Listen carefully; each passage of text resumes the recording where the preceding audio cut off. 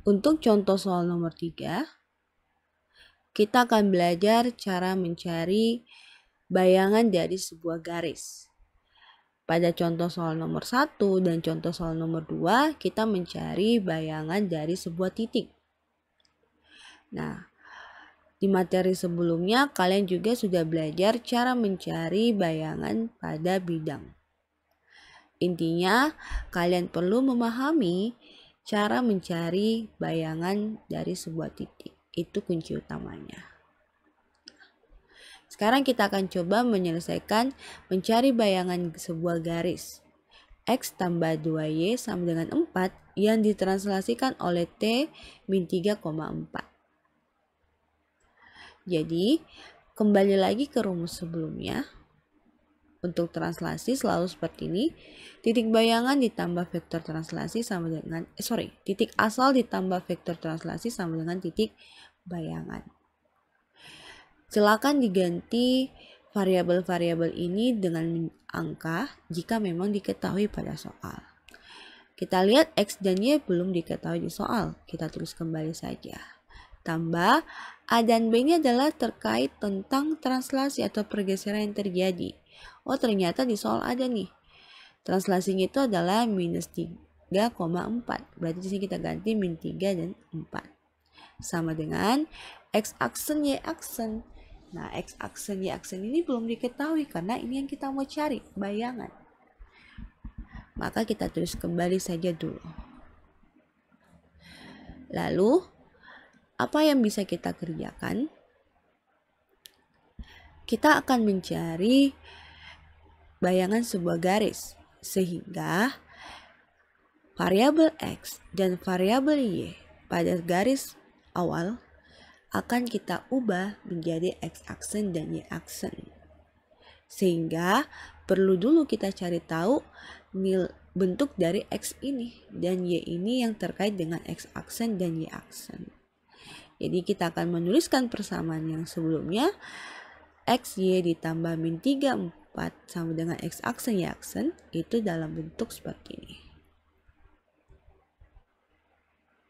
Oke, kita buat X dan Y-nya di samping kiri sendiri. Karena kita mau mencari sebuah persamaan. X sama dengan sesuatu, Y sama dengan sesuatu. Kemudian kita uraikan sehingga diperoleh seperti ini. Nah, jadi kalau kita baca X sama dengan X aksen tambah 3. Tambah ini asalnya dari yang ini ya, kurang ketemu negatif. Kemudian Y sama dengan Y aksen dikurang 4. Dari bentuk ini, kita menemukan sebuah nilai X yang terkait dengan X aksen. Yaitu X sama dengan X aksen tambah 3. Lalu Y sama dengan Y aksen kurang 4. Nah, nilai X dan Y ini akan kita substitusi ke persamaan garis awalnya. Dengan tujuan nanti kita menemukan bayangan garis. Jadi bayangan garis itu ditandai oleh variabel X aksen dan Y aksen. Jadi persamaan yang ini kita substitusi ke persamaan awal. Jadi perhatikan X yang biru ini akan kita ganti dengan X aksen tambah 3. Kemudian ditambah 2Y. Y ini akan kita ganti, Y hijau ini akan kita ganti dengan Y aksen kurang 4. Oke, jadi X akan digantikan dengan X aksen tambah 3. Y yang hijau ini akan digantikan dengan Y aksen dikurang 4. Plus 2 tetap ya, karena ini dari soal. Lalu sama dengan 4. Jadi tadi persamaan garis awalnya X tambah 2Y sama dengan 4. Sekarang setelah disubstitusikan, nilai bayangannya akan menjadi seperti ini. Berikutnya, kita akan uraikan untuk menjadi bentuk lebih sederhana. X aksen tambah 3 kita keluarkan dari dalam kurung. Lalu plus 2 dalam kurung Y aksen dikurang 4 kita kali masuk. Plus 2 kali Y aksen plus 2 Y aksen. Plus 2 dikali negatif 4 adalah negatif 8. Sama dengan 4. Kemudian kerjakan yang bisa dikerjakan atau yang sejenis.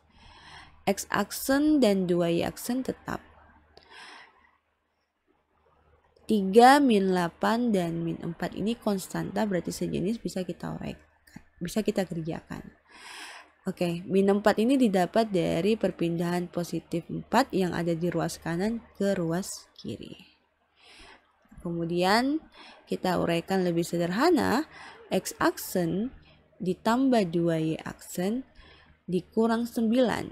Kurang 9 ini didapat dari plus 3 dikurang 8 dapat min 5.